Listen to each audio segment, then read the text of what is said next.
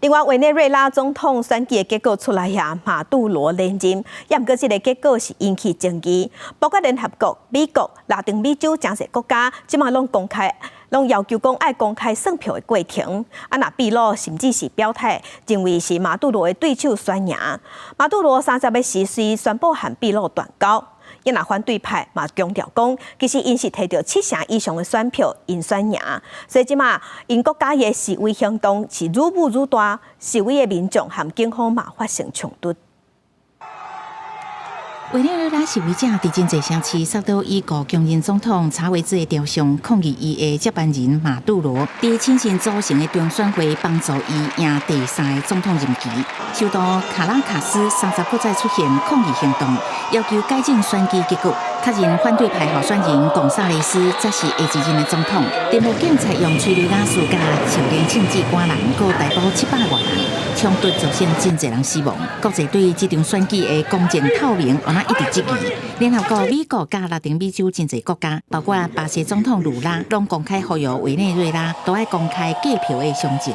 比如表态承认贡萨雷斯才是赢总统大选，搁调回自美国大赛。委内瑞拉30日就宣布甲秘鲁断交，反对派嘛无伫退让，互人禁止参选的总统马查多，甲代替伊的候选人贡萨雷斯，带几落千的支持者继续上街头，讲因已经得到70%以上票数，压倒性胜利，甲选举前真像民调的结果同款，要求马杜罗爱认输。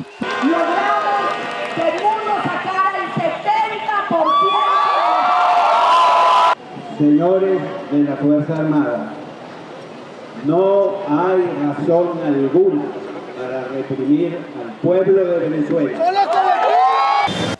目前马杜罗也是有军警甲司法体系天意，伊下令隔天开始伫全国各地加强巡逻，并对拥护者讲，反对派是右派恐怖分子。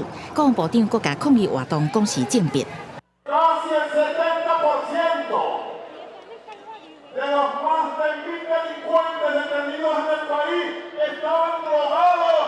网络顶已经出现抢票影片，显示贡萨雷斯伫每一站拢领先，结局却是倒饼。